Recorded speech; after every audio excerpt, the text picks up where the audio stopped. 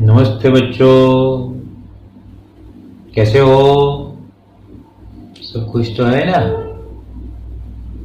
तो आज हम कक्षा 5 हिंदी में यातायात चित्रपाठ में से जो अगला हिस्सा है वो आज हम पढ़ेंगे।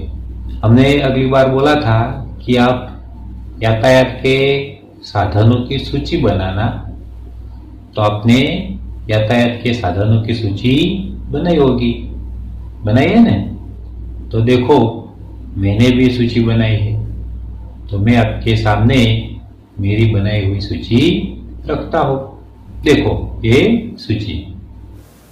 साइकिल, रिक्शा, ट्रेन, विमान, स्टीमर, बैलगाड़ी, घोड़ागाड़ी, उसे तांगा बोलते हैं, तांगा, स्कूटर, बस, हेलीकॉप्टर, जहाज, कार, ऊंटगाड़ी, मोटरसाइकिल।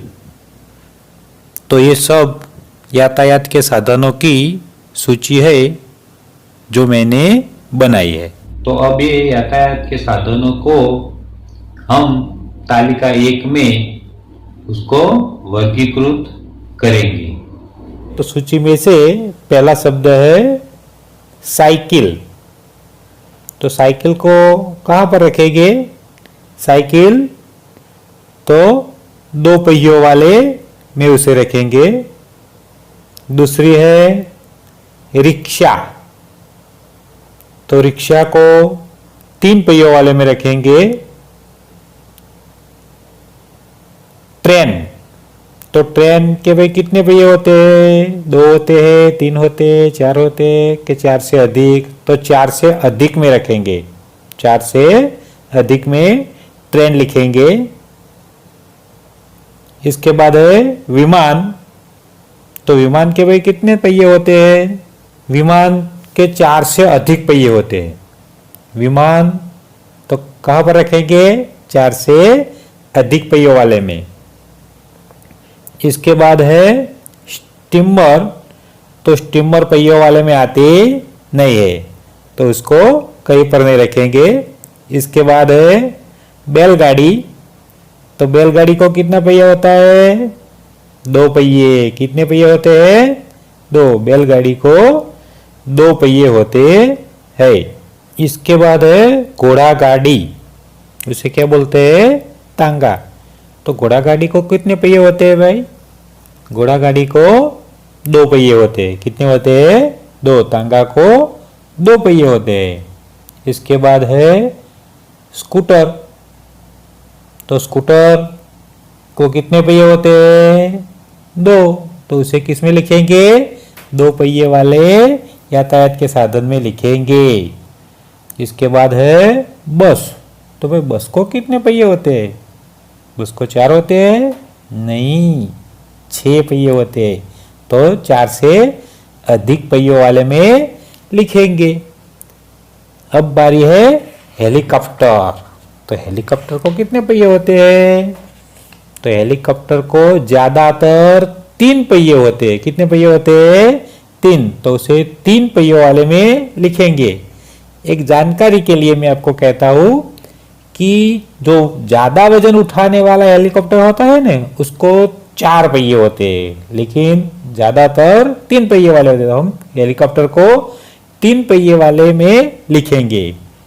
इसके बाद है जहाज, तो जहाज तो भाई पानी में तैरता है, उसके पहिए की जरूरत होती नहीं है, तो इसे किसी में भी नहीं लिखेंगे। इसके बाद है कार, तो कार कहाँ पर लिखेंगे? कार को कितने पहिए होते हैं? 4। तो 4 पहियों वाले में लिखेंगे। इसके बाद है ऊंटगाड़ी, तो ऊंटगाड़ी को कितने पहिए होते हैं? 4। तो 4 पहियों वाले यातायात के साधनों में ऊंटगाड़ी को लिखेंगे। इसके बाद हाँ, ऊंटगाड़ी भी कई जगहों पे 2 पहियों वाली भी होती है, पर आपके यहाँ तो 4 पहियों वाली है। चलो ठीक है। अब मोटरसाइकिल, तो मोटरसाइकिल के कितने पहिए होते हैं? हाँ? 2 पहिए।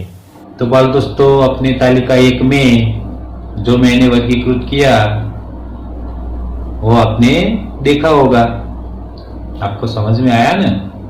तो अब मैं तालिका 2 में उसको वर्गीकृत करके दिखाता हूँ। तो देखो, ये तालिका 2। तालिका 2 में सड़क पर चलने वाले यातायात के साधन, हवा में उड़ने वाले यातायात के साधन और पानी में चलने वाले यातायात के साधन को हम वर्गीकृत करेंगे। तो सबसे पहले साइकिल, तो साइकिल कहाँ पर आएगी? सड़क पर चलने वाले। रिक्शा, तो रिक्शा भी सड़क पर चलने वाले। ट्रेन, तो ट्रेन भी सड़क पर चलने वाले। इसके बाद है विमान, तो विमान कहाँ पर चलता है भाई? तो विमान हवा में उड़ने वाले यातायात के साधन में लिखेंगे। इसके बाद है स्टीमर, तो स्टीमर कहाँ चलता है? पानी में चलने वाले यातायात के साधन। बैलगाड़ी, तो सड़क पर चलने वाले यातायात के साधन में लिखेंगे। घोड़ा गाड़ी, तांगा कहाँ पर चलता है? तो सड़क पर चलने वाले यातायात के साधन में उसको लिखेंगे। इसके बाद है स्कूटर, तो स्कूटर को कहाँ पर लिखेंगे? सड़क पर चलने वाले यातायात के साधन में लिखेंगे। बस, बस को कहाँ लिखेंगे? तो सड़क पर चलने वाले यातायात के साधन में लिखेंगे। हेलीकॉप्टर, तो हेलीकॉप्टर कहाँ चलता है भाई? हवा में, तो हवा में उड़ने वाले यातायात के साधन में लिखेंगे। जहाज, जहाज कहाँ पर चलता है? तो जहाज पानी में तैरता है, तो पानी में चलने वाले यातायात के साधन में लिखेंगे। कार, कार कहाँ पर चलती है? तो सड़क पर चलने वाले यातायात के साधन में। और ऊंट गाड़ी, तो ऊंट गाड़ी भी सड़क पर चलने वाले यातायात के साधन में आती है। और सबसे अंत में है मोटरसाइकिल, तो मोटरसाइकिल को कहाँ पर लिखेंगे? मोटरसाइकिल को लिखेंगे सड़क पर चलने वाले यातायात के साधन। तो बच्चों, ये थी तालिका 2। तालिका 2 की भी हमने आपको समझ दी। हमने बोला था कि हम आपको समझाएंगे, तो इसी तरह से आप अपनी किताब में तालिका 2 को भी लिख देना। तो बाल दोस्तों, तालिका 1 और तालिका 2 में मैंने जो वर्गीकृत किया था वो आपको दिखाया, आपको समझ में आया होगा। अब देखो, मैं आपको एक चित्र दिखाता हूँ और चित्र दिखा के इनमें से कुछ सवाल पूछता हूँ। तो ये चित्र देखो और इन सवालों के उत्तर दो, ठीक है? तो देखो, ये क्या है? तो सोचकर बताओ। समझ में आया क्या है? नहीं आया? तो ये रेलवे का टिकट है। क्या है? रेलवे का टिकट। चलो, मैं दूसरा सवाल पूछता हूँ आपको। रेलवे का टिकट कहाँ से कहाँ तक का है? रेलवे का टिकट कहाँ से कहाँ तक का है? देखो, इसमें लिखा है। नहीं समझ में आया? कोशिश करो। तो देखो, मैंने जो इसके ऊपर लाल कलर से निर्देश किया है, वो उसका उत्तर है। कहाँ से कहाँ तक का है? अब आया समझ में? इसमें लिखा है, क्या लिखा है?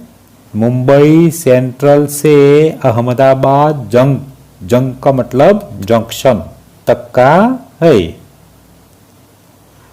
मुंबई सेंट्रल से अहमदाबाद जंक्शन तक का है। अब तीसरा सवाल पूछता हूँ। रेलवे का टिकट पढ़कर किराया बताइए। देखो इसमें किराया लिखा है। देखो मैं यहाँ आपको दिखाता हूँ। किराया लिखा है। कितना लिखा है किराया? आया समझ में? 204 रुपया। 204 रुपया है ना। अब चौथा सवाल,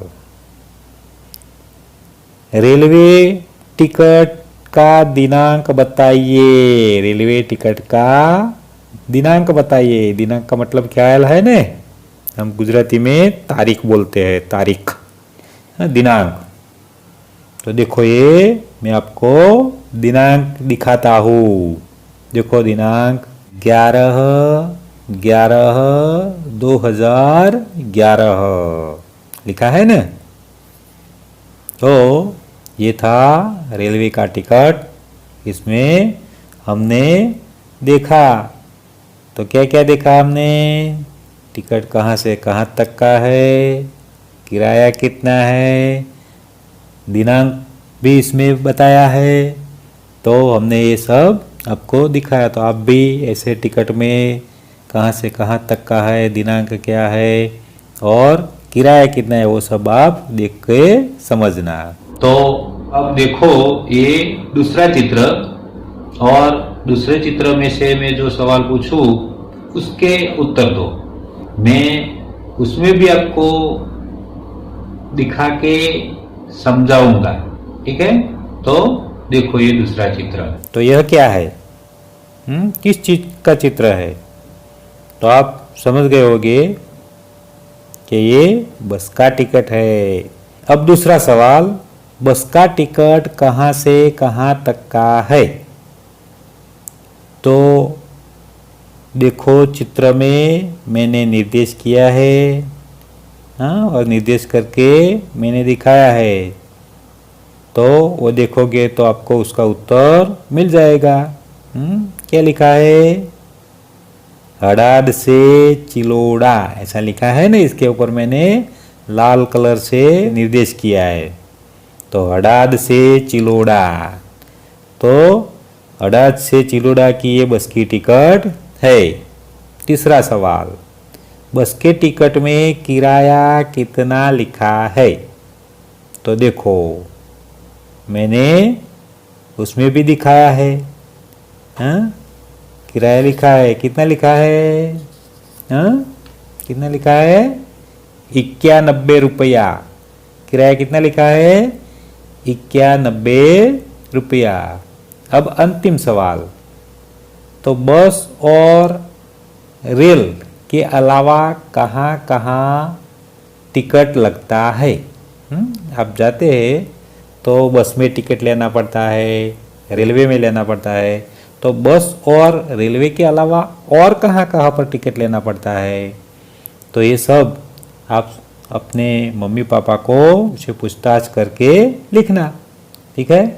तो ये टिकट हमने दिखाए, दोनों टिकट में कहाँ पर दिनांक लिखा है, कहाँ पर किराया लिखा है, कहाँ से कहाँ तक का टिकट है, ये सब हमने आपको दिखाकर समझाया।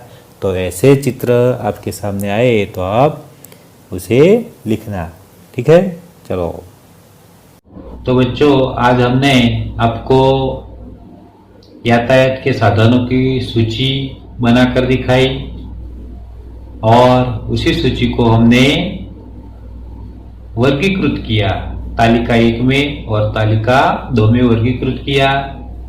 और इसके बाद हमने रेलवे का टिकट दिखाया, उसके कुछ सवाल पूछे और सवाल के उत्तर भी हमने आपको समझाए। कहाँ पर दिनांक लिखा है, कहाँ से कहाँ तक का टिकट है वो लिखा है, वो सब आपको दिखाया। इसके बाद हमने बस का टिकट भी दिखाया, और बस के टिकट में से भी हमने आपको कहाँ से कहाँ तक का है वो सब हमने आपको समझाया। तो इसी तरह से आज का जो अभ्यासक्रम था वो हमने आपको समझाया। अब अगले वीडियो में हम आपको स्वाध्याय के सवाल पूछेंगे। तो जब तक अगला वीडियो आपके सामने रखूं तब तक आप अपनी कॉपी में और एक किताब में जो स्वाध्याय है उसमें आप सोच समझ कर सच्चे उत्तर देने की कोशिश करना। आपने हमारे चैनल को सब्सक्राइब नहीं किया है तो सब्सक्राइब कर लो और अगले वीडियो तक आपसे मैं इजाजत चाहता हूं। तो फिर मिलेंगे अगले वीडियो में, तब तक के लिए नमस्कार।